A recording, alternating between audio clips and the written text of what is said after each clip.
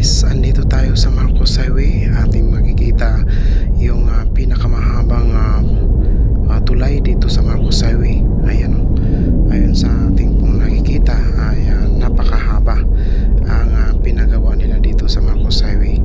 At pakurba pa mga kulitos. So yan o. Ang ganda. Ang ganda pa ng tanawin. So yan. Ingat-ingat lang po sa pagdaan dito mga kulitos. Dahil ganyan talaga. Meron pa rin dahil sa kagandahan ay naaliw tayo sa daanan. So ingat-ingat.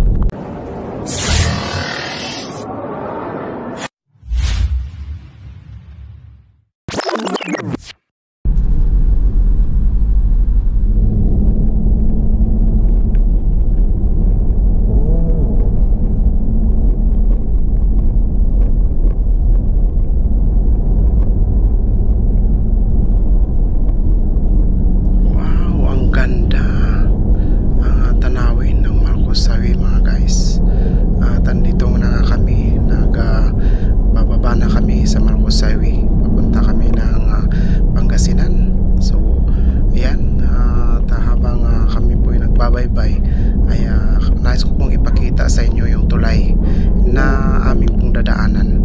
Ito ay napakaganda at napakalinis siya ngayon at napakaliwanag pa dahil inayos na nila ngayon yung ating pong tulay dito sa Marcos Highway. So kung inyong pong dadaanan ay napakahaba talaga niya. So dahil sa kagandahan ng tanawin nito ay marami pong nadidisgrasya. So mga kaibigan, mga kulitos, ay ingat lang po sa pagdaan natin dito. Ayan o, mag-ingat-ingat lang po sa pagdaan natin dito dahil porkit mataas ang harang ay parang okay sa kanila, pero hindi pala maganda dahil sa tanawin ay iba ang nakikita. So maraming nagabanggaan din dito. So ingat lang po mga guys sa ating pong paglaan dito. So yan. So God bless, ingat po kayong lahat, ingat po tayong lahat mga kulitos. Ayan, ang ganda oh. Wow. So bye bye mga kulitos, bye bye, God bless sa inyong lahat.